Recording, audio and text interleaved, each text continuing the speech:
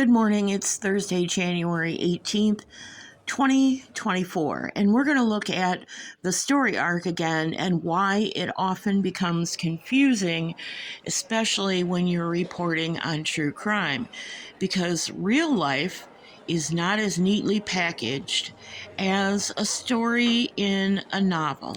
So, as a refresher, the story always begins with narration or an introduction. You can have a narrator do it, or one of the main characters can give you the introduction, and then you move very quickly into rising action. The less background information that you have in the introduction, the more compelling the rising action is. And the reason for that is pretty simple.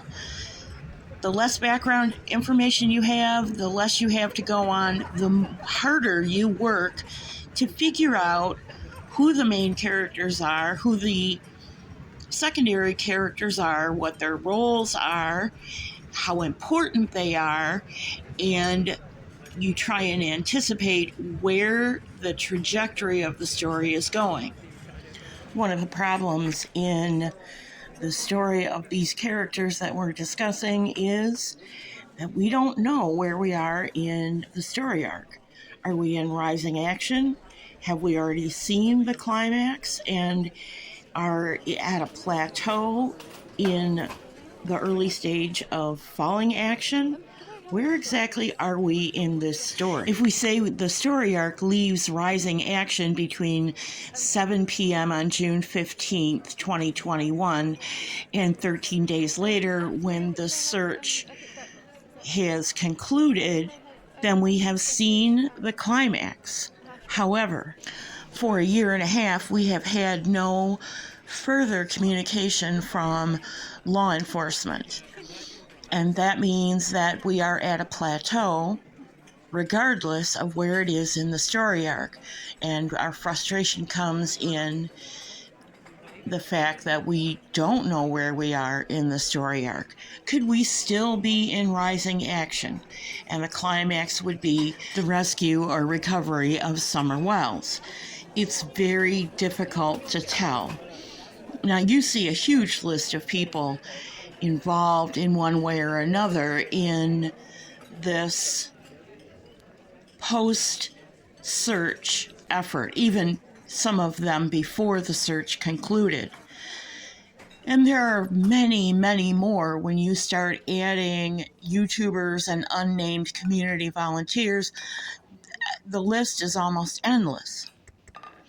The fact remains that there is only one protagonist, one main subject, no matter how long this plateau of the story arc drags on.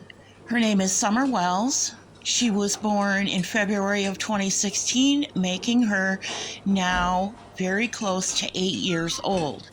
On June 15th, 2021, she went missing sometime in the hours between 3:30 and 6 p.m., according to what dispatch relayed to their various law enforcement and search and rescue staff. This is not the main story, nor is this, or even this, at least not on this channel. And if I talk about any of this ever again, it will be in its own separate story, not muddying the waters of a missing, almost 8-year-old little girl. After all, let's not forget, even though we have many distractions, this is a missing person and deserves the dignity and respect of being talked about and described as she was the last time anybody saw her on June 15th, 2021. Without salacious innuendo, without emotionally charged, over-the-top descriptions, just who she was on that day and what we can do to help find her. Nothing more and nothing less. Thanks for joining me. I hope you enjoyed this different way of looking at the Summerwell story. God bless you. I'll see you real soon. And one more thing. Whatever the outcome is for the Mulvaney family in the days and weeks to come, I wish them nothing but peace and blessings and comfort.